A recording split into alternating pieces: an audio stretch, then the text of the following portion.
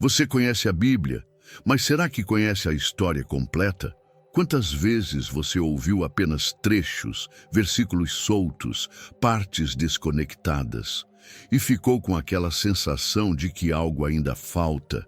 Hoje, tudo vai mudar. Você vai enxergar o plano de Deus, do Gênesis ao Apocalipse, como se fosse a primeira vez. Revelações esquecidas, conexões invisíveis, respostas que podem transformar sua fé.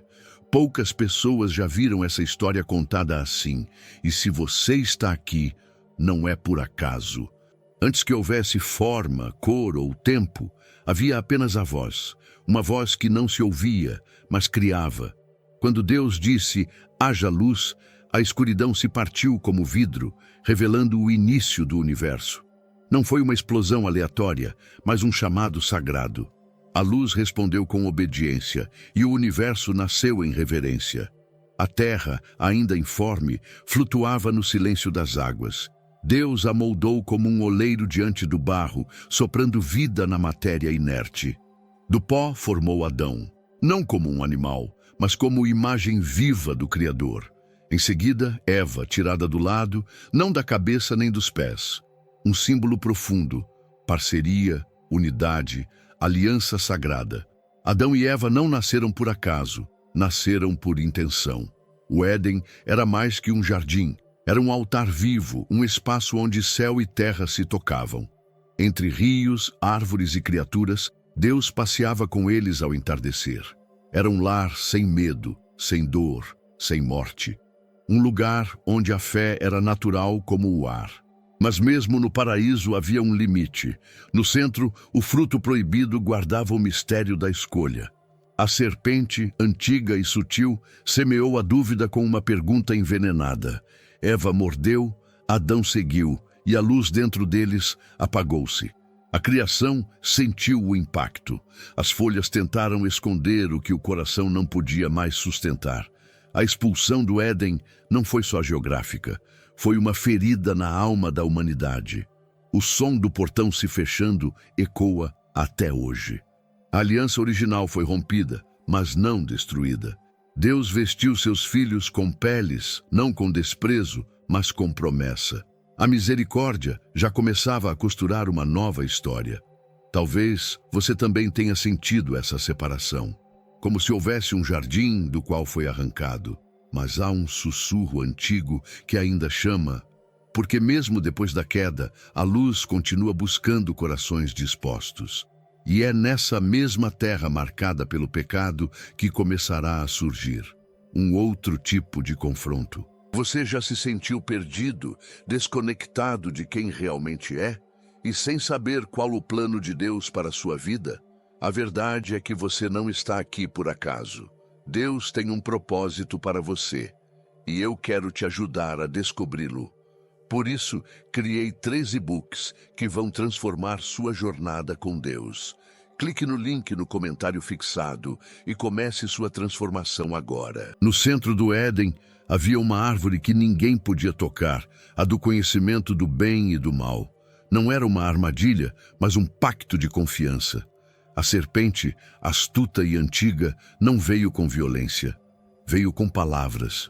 Será mesmo o que Deus disse? E com isso, uma semente de dúvida foi plantada no coração da mulher.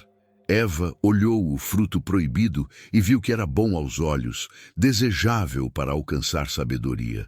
Mas o que parecia ser sabedoria era, na verdade, ruptura. Ela mordeu. E o silêncio do Éden foi quebrado. Adão, ao receber o fruto, não foi enganado, mas escolheu. E essa escolha não foi apenas erro, foi traição da intimidade divina. Logo perceberam que estavam nus. Não era apenas a ausência de roupas, era a perda da glória que os cobria. Tentaram se esconder com folhas, mas quem pode se esconder daquele que criou a luz? Deus os procurou com uma pergunta cheia de dor. Adão, onde estás? E essa pergunta ainda ecoa em muitos corações feridos. A sentença veio com justiça, mas também com ternura. A serpente foi dito que haveria inimizade entre sua semente e a da mulher. A primeira profecia do Messias foi pronunciada ali mesmo, no meio da queda. Eva chorou. Adão abaixou a cabeça e Deus fez vestes com pele. Um animal inocente precisou morrer. Sangue foi derramado, prefigurando a cruz. O Éden ficou para trás, mas a promessa ficou à frente. A humanidade caminharia agora fora do jardim, com suor, dor e morte como companheiras. Mas também com esperança, porque mesmo expulso, o homem ainda levava consigo a imagem de Deus. E na mulher habitava a promessa de uma descendência que pisaria a cabeça da serpente. Talvez você tenha experimentado algo parecido. Uma queda, uma culpa que parece não ter conserto. Mas se ainda respira, Deus ainda pode restaurar. A serpente pode ter ferido, mas o calcanhar ferido será também o que esmagará sua cabeça. E logo, após esse abismo, virá o primeiro grito. O primeiro sangue derramado entre irmãos. Gostou do conteúdo e ele fez diferença para você? Clique no Valeu Demais e apoie nosso trabalho. Caim e Abel nasceram fora do Éden, mas ainda sob o céu de Deus. Ambos ofereceram algo ao Senhor. Caim, frutos da terra. Abel, o primogênito de seu rebanho. Deus olhou para Abel com favor. E Caim sentiu algo estranho crescer dentro do peito. Não era apenas tristeza, era inveja. Um tipo de sombra que corrói devagar. A inveja é silenciosa. Ela se disfarça de justiça, de comparação, até de zelo. Mas por trás dela mora o desejo de ver o outro cair. Deus viu o rosto de Caim escurecer e perguntou: por que andas irado? Se fizeres o bem, não serás aceito? Mas Caim não respondeu. O pecado batia à porta e ele decidiu abri-la. Caim levou Abel ao campo e ali, entre pedras e silêncio, levantou a mão contra seu irmão. O primeiro assassinato da história não foi por dinheiro, por poder ou por guerra. Foi entre irmãos, entre um que agradou a Deus e outro que deixou o ciúme se tornar veneno.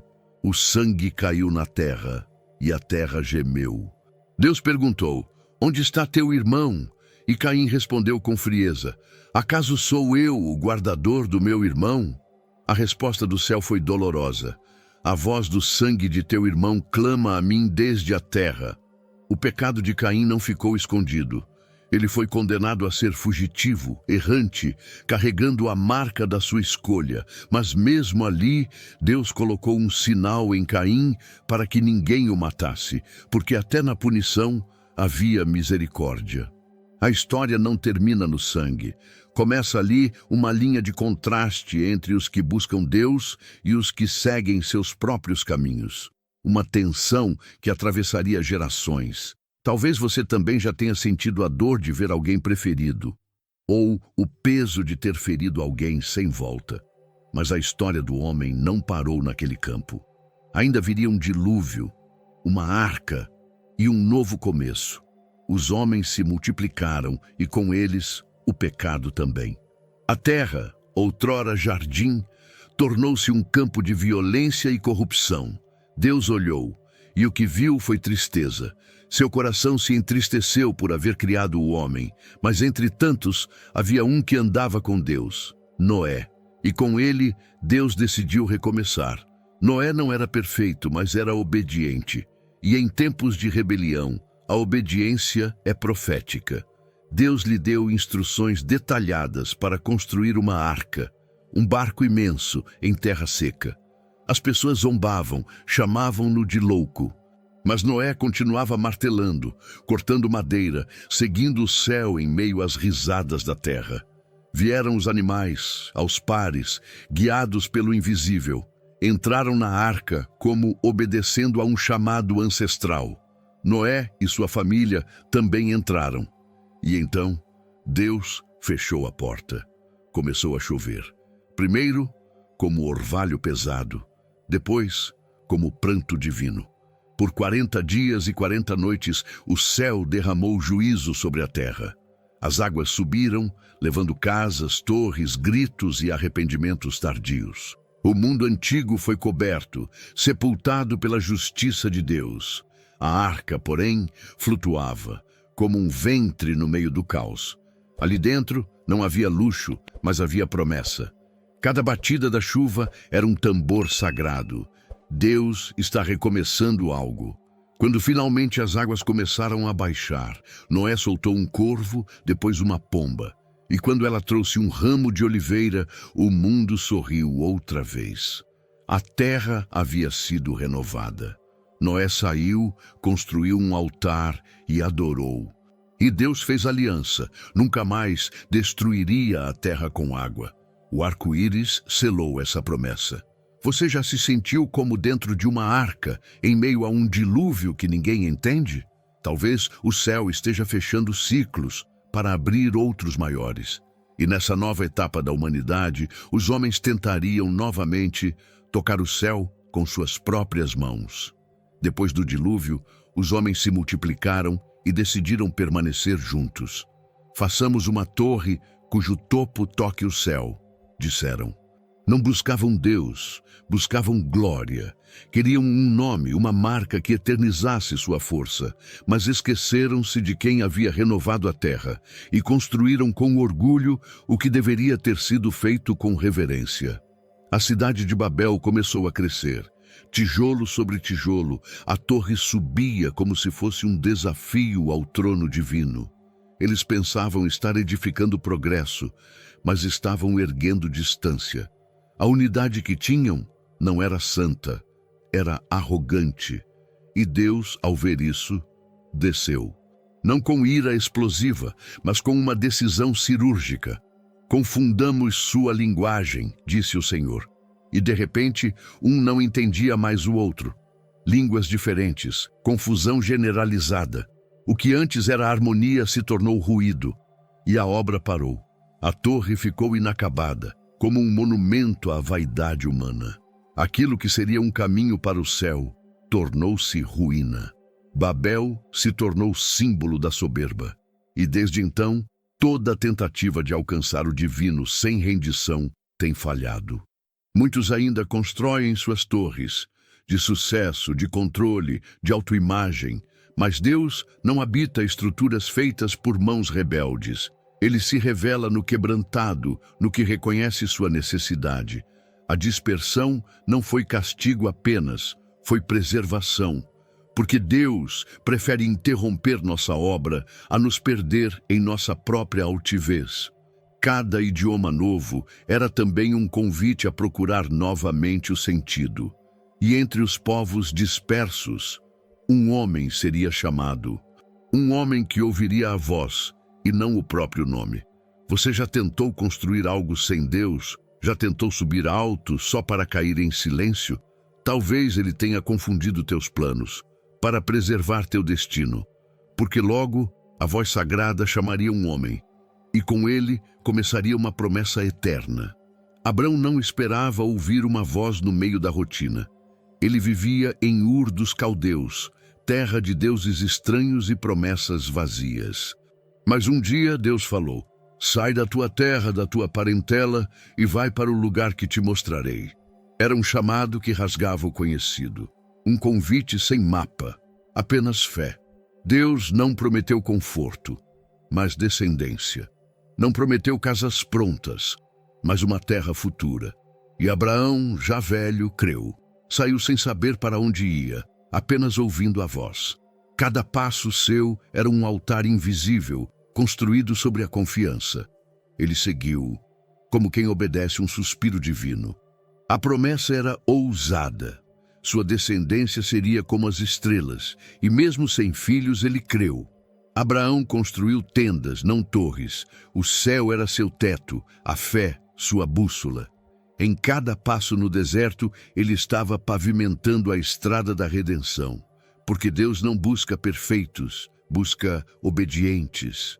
Anos se passaram e a promessa parecia tardar. Sara, sua esposa, riu quando ouviu que teria um filho. Mas Deus não mente. Isaque nasceu, e com ele, o cumprimento de uma palavra que parecia impossível. E um dia, o mesmo Deus que prometeu, pediu: sacrifica teu filho. Um teste que parecia contradizer tudo. Abraão subiu o monte, levando madeira, fogo e o filho da promessa. Quando levantou o cutelo, a voz bradou: Não faças mal ao menino. E ali, no alto de Moriá, Deus revelou o cordeiro. Não era sobre morte, era sobre fé. E Abraão passou a ser chamado pai da fé, porque creu, mesmo sem ver. Talvez Deus já tenha te chamado para sair de algo, um lugar, um passado, uma dor. Talvez te pediu para crer mesmo quando nada fazia sentido. Abraão obedeceu e com ele a promessa começou a tomar forma. Mas essa história de fé não termina aí, porque um de seus filhos seria vendido e esse exílio se tornaria salvação. José sonhava alto, mas seus irmãos rastejavam em inveja.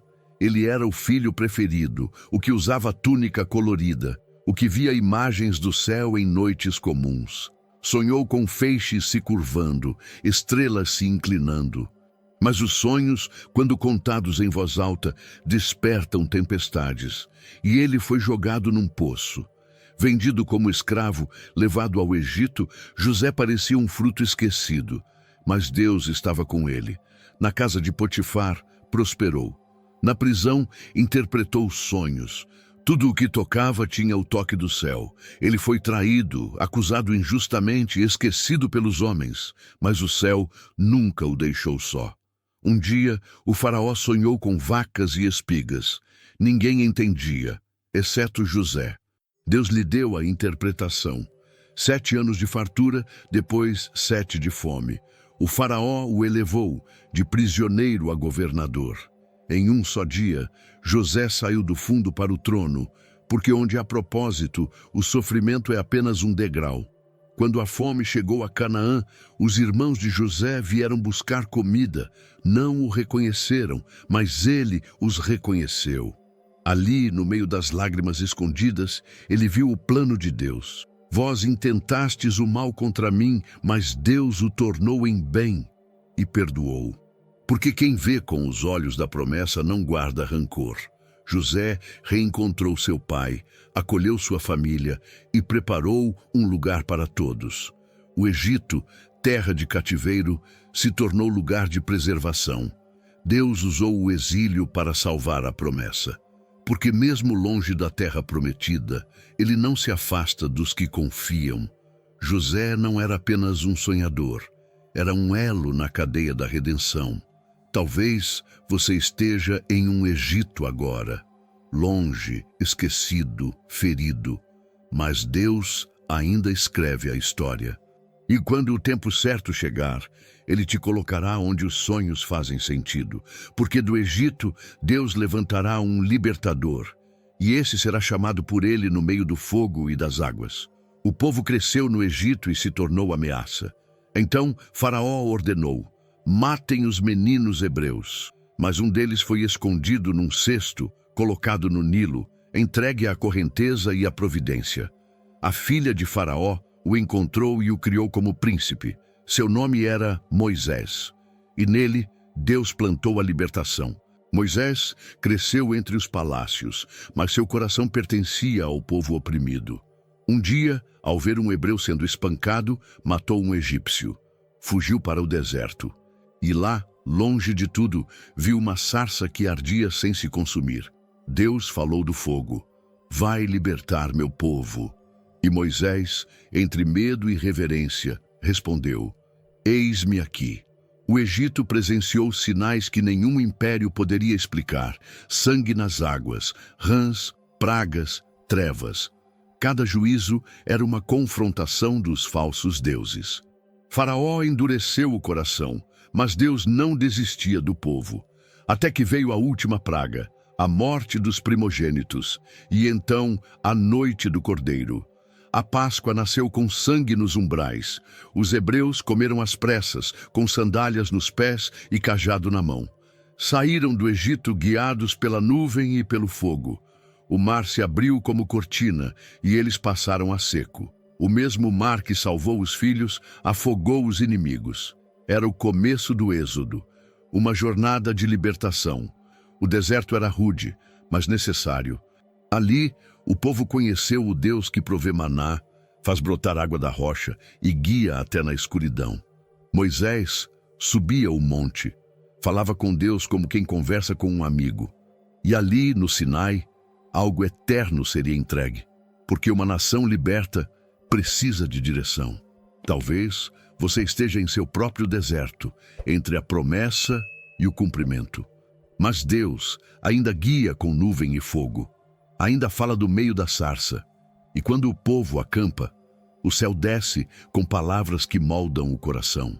Porque do monte virão leis que não apenas regulam, mas revelam o caráter do próprio Deus. O monte Sinai tremia, relâmpagos riscavam o céu e uma nuvem espessa envolvia o cume. O povo, acampado ao redor, sentia o peso da glória divina. Moisés subiu sozinho, guiado pela voz que não se vê, mas queimar o coração. Ali, no alto, Deus entregou não conselhos, mas mandamentos, palavras escritas com seu próprio dedo.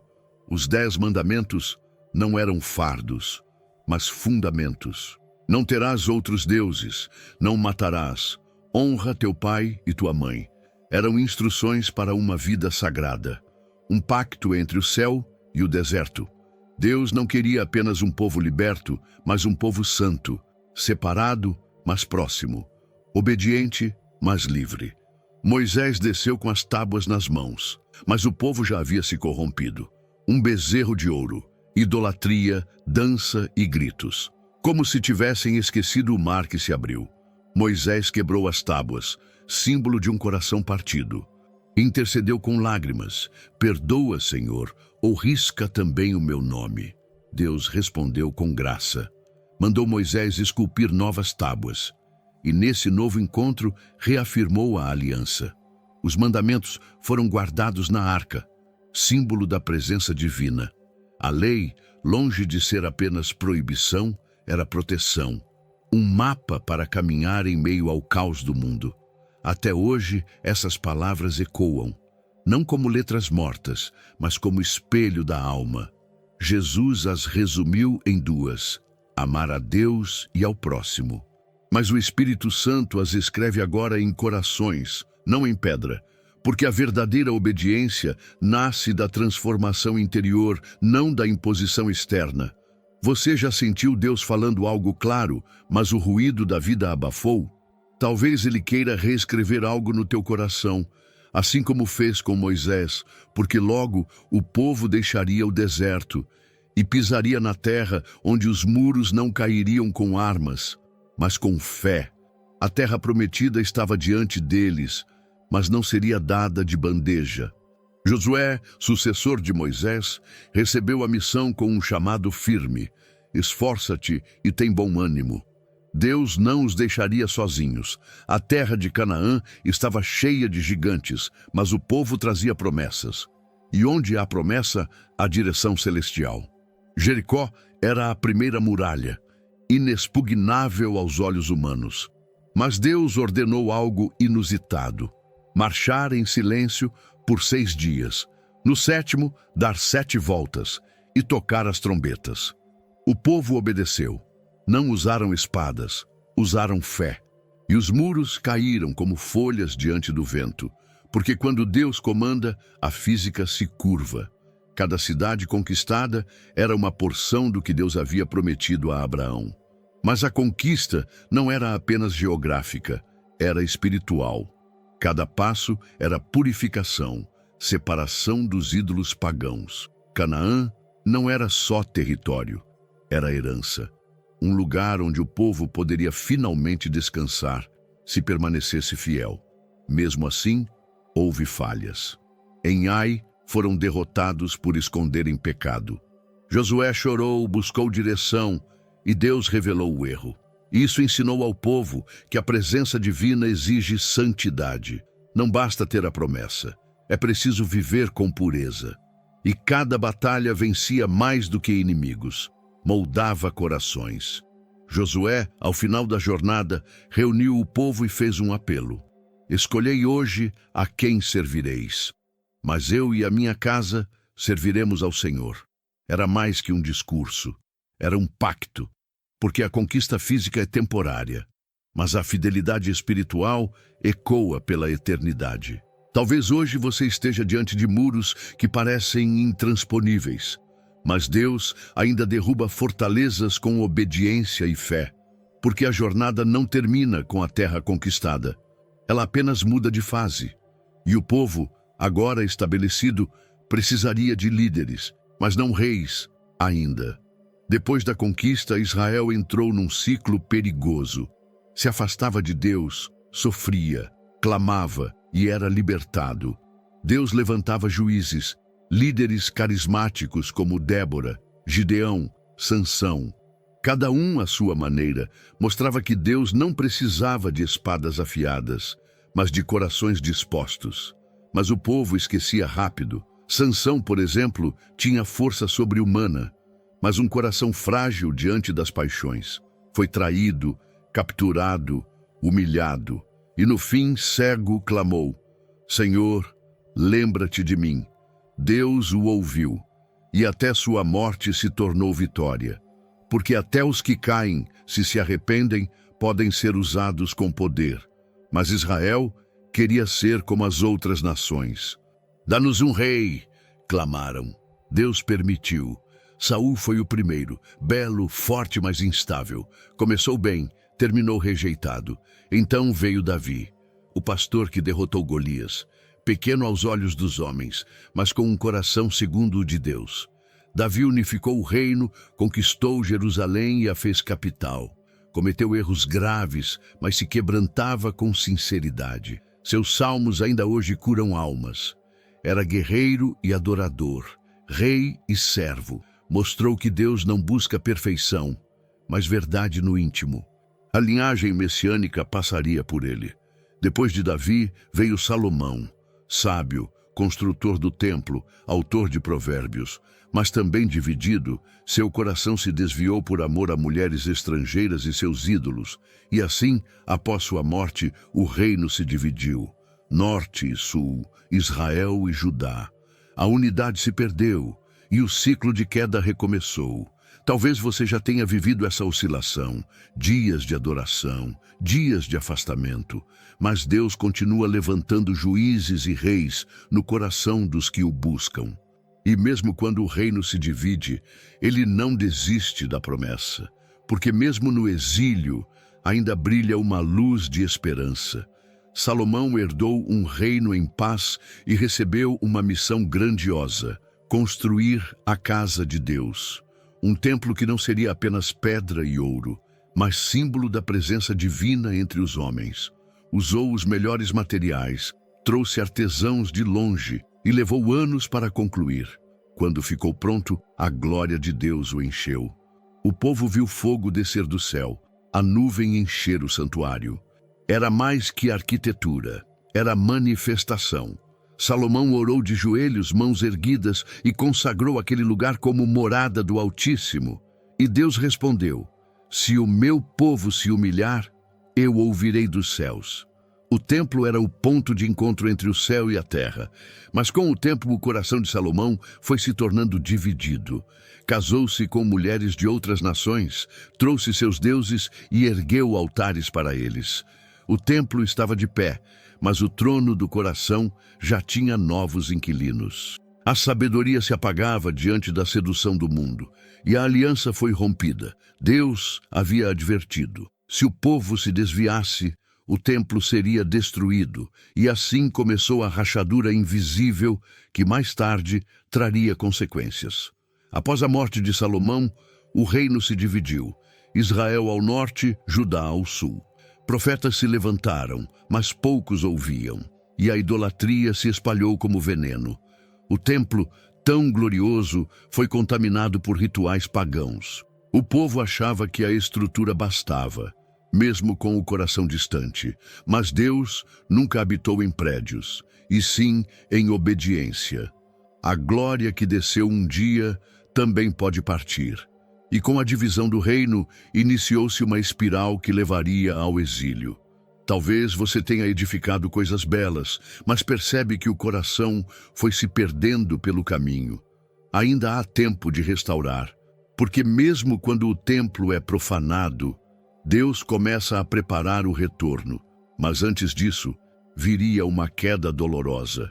E os muros de Jerusalém não resistiriam à desobediência.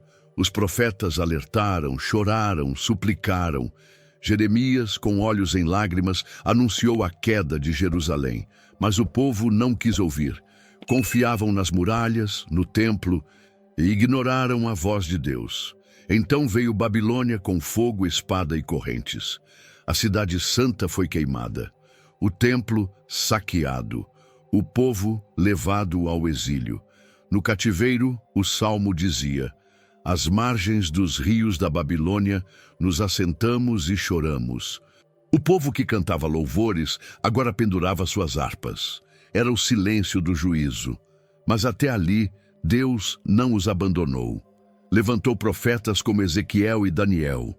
Mesmo na terra estrangeira, ainda havia revelações e sonhos. Daniel se destacou com sabedoria e fé. Orava com janelas abertas para Jerusalém, mesmo sob risco de morte, e Deus o salvou da cova dos leões. Ezequiel, em visões, viu um vale de ossos secos voltando à vida.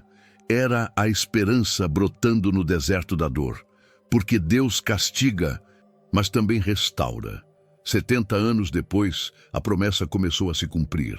Ciro, rei da Pérsia, foi movido por Deus e permitiu o retorno. Os exilados voltaram em caravanas.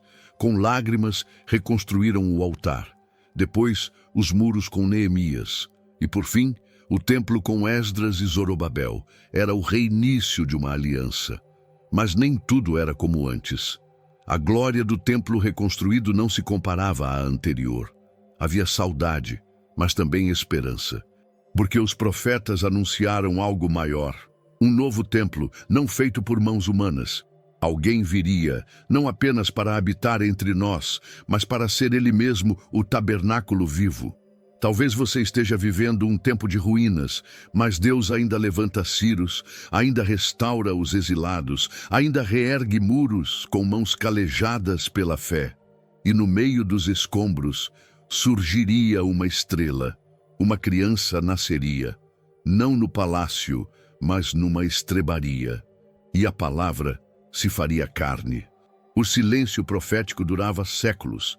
Parecia que Deus havia se calado, até que uma virgem ouviu um anjo. Maria, bendita és entre as mulheres. O Espírito Santo a cobriu com sua sombra, e nela o Verbo se fez carne. José, confuso e justo, recebeu um sonho. Não temas receber Maria. E o céu começou a se mover. Em Belém, cidade pequena mas profetizada, nasceu o Messias. Não num berço de ouro, mas numa manjedoura. Entre animais, palha e simplicidade, a luz entrou no mundo. Os anjos cantaram aos pastores. Os céus se curvaram à terra. E os magos, guiados por uma estrela, vieram do Oriente com ouro, incenso e mirra. Herodes, tomado de medo, tentou apagar a promessa. Mandou matar os meninos. Mas Deus, em sonhos, avisou José: foge para o Egito. E assim, aquele que viria libertar foi protegido no mesmo lugar onde um dia seu povo foi escravizado. O ciclo se repetia, mas com uma nova esperança no centro. Jesus cresceu em graça, sabedoria e estatura. Trabalhava com madeira, mas carregava o plano eterno. Era menino e, ao mesmo tempo, eterno. Aos 12, discutia com os doutores no templo. A presença de Deus agora andava entre os homens, com pés, voz e um olhar que atravessava a alma. Enquanto Roma dominava com força, Jesus preparava o reino com mansidão. Não veio com exércitos, mas com verdades. Não destronou César, mas destronou o pecado. A cada passo, o plano da redenção se desenrolava. O menino de Belém era o Cordeiro prometido.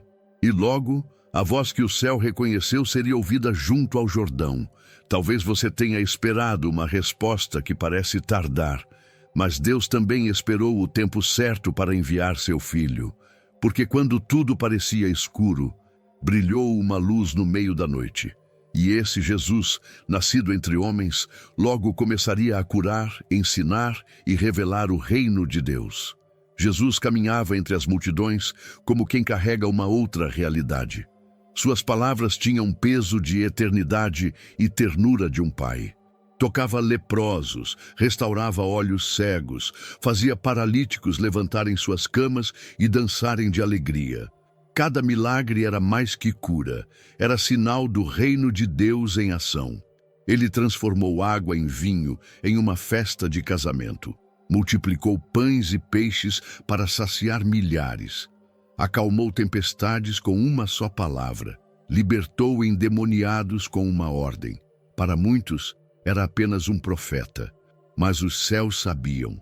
Ali estava o Filho do Altíssimo, o Verbo vivo, a própria palavra encarnada. Seus ensinos desconcertavam os religiosos e atraíam os quebrantados. Bem-aventurados os que choram, amai os inimigos. Quem quiser ser o maior, seja servo. Era uma nova lógica. Ele não apenas ensinava, ele vivia o que pregava. Seu olhar penetrava as máscaras e revelava os corações.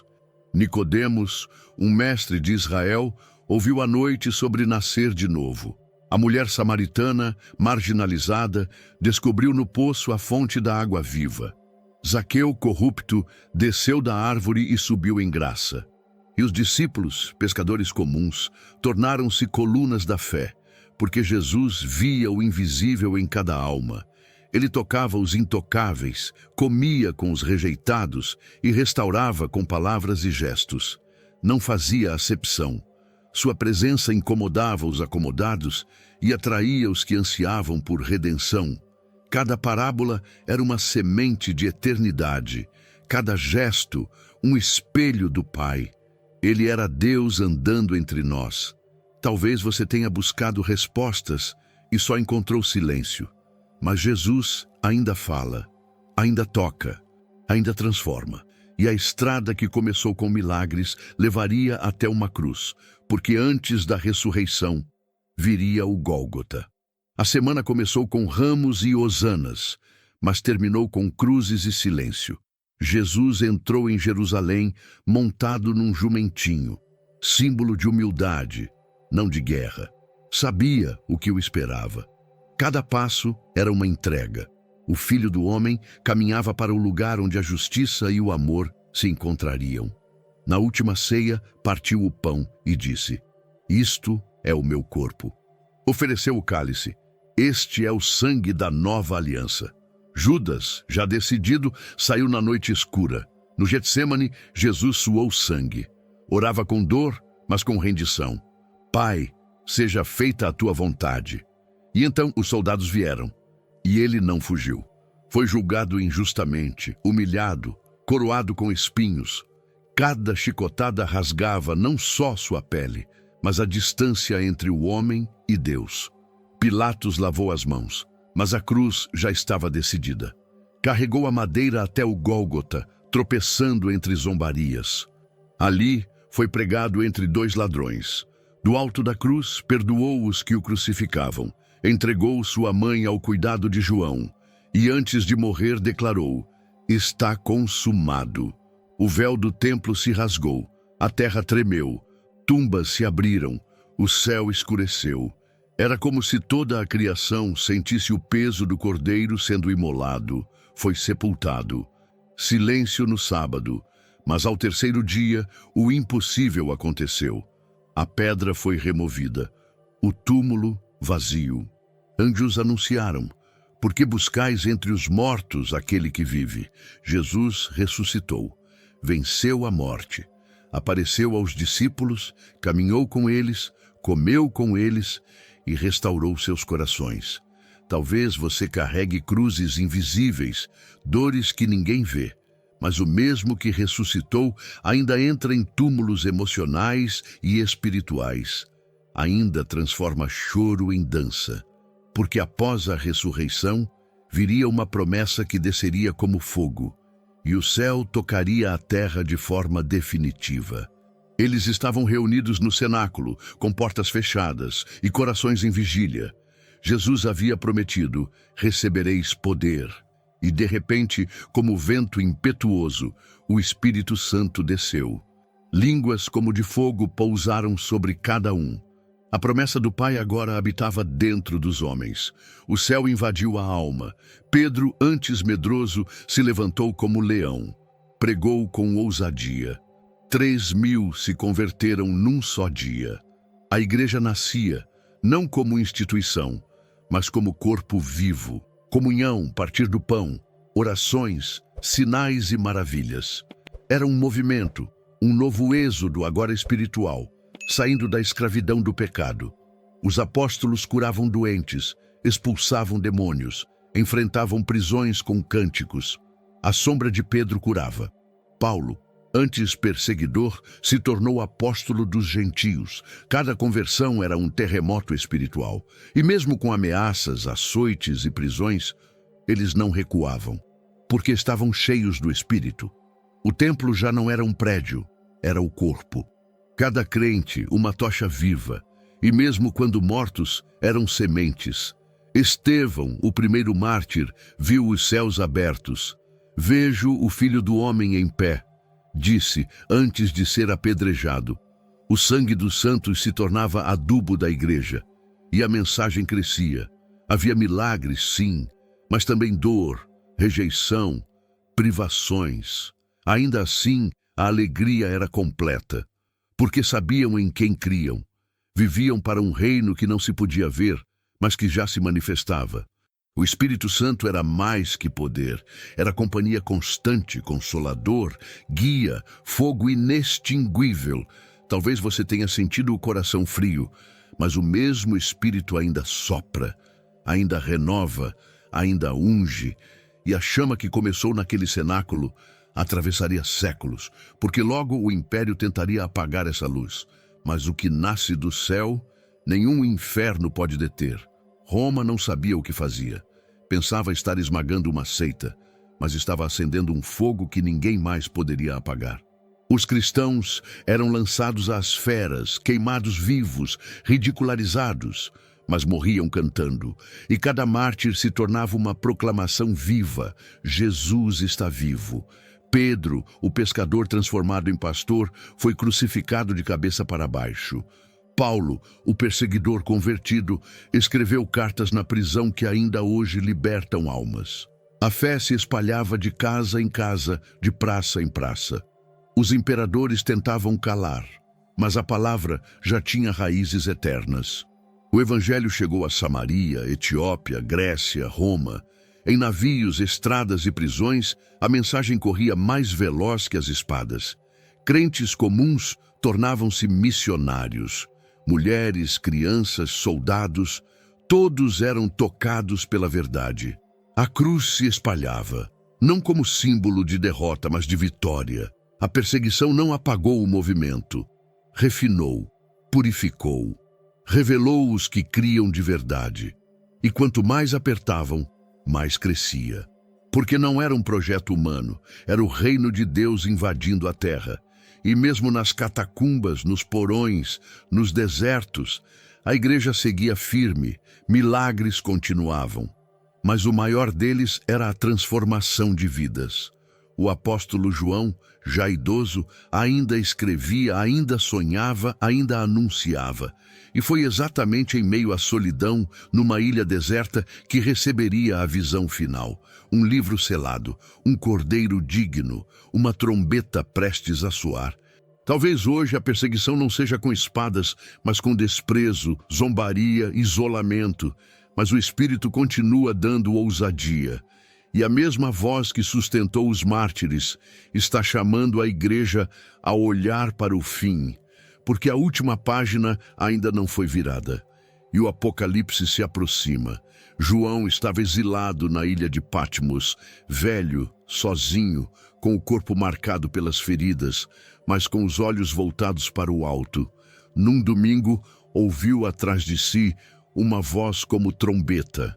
E quando se virou, viu o Filho do Homem, olhos como chama, voz como muitas águas. O tempo cessou, a eternidade começou a se revelar. 7 cartas para 7 igrejas, cada uma com exortações, promessas e advertências. Tenho contra ti, conheço tuas obras. Sê fiel até a morte. O Espírito falava, e então João foi arrebatado, viu tronos, anjos, selos, trombetas, cálices, viu o céu em guerra, viu a terra em juízo, viu o Cordeiro, digno de abrir o livro. O Apocalipse não é só catástrofe, é revelação. Cada símbolo aponta para o fim, mas também para a glória. A besta, o falso profeta, o dragão, figuras do engano. Mas também há multidões vestidas de branco, o trono, a nova Jerusalém. O mal será julgado, o justo será vindicado. A vitória já está decretada, Jesus voltará. Não como servo sofredor, mas como Rei dos Reis, com olhos de fogo e em sua coxa um nome, fiel e verdadeiro. Todo olho o verá, toda língua confessará. Ele julgará vivos e mortos. Não haverá mais dor, nem lágrima. O tempo do pecado acabará. E os céus e a terra serão renovados. A nova Jerusalém descerá como noiva adornada.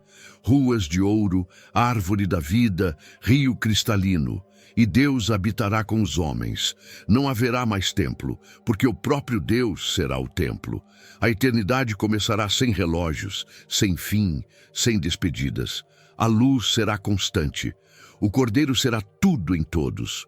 O Apocalipse é o selo da promessa, é o fim da dor e o início da glória.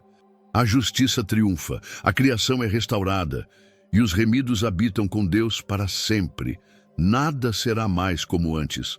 O tempo se curva diante da eternidade e o trono será firme, santo, eterno, porque quem reina, reina para sempre.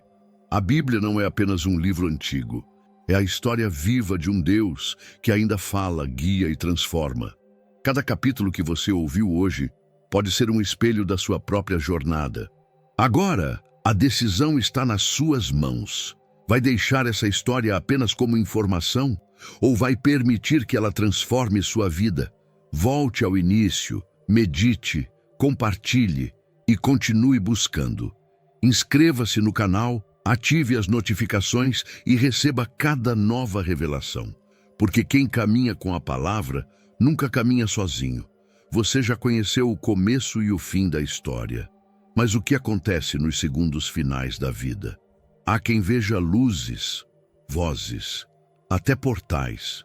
No próximo vídeo, você vai descobrir 9 coisas que as pessoas veem ao morrer e o que a Bíblia realmente diz sobre isso.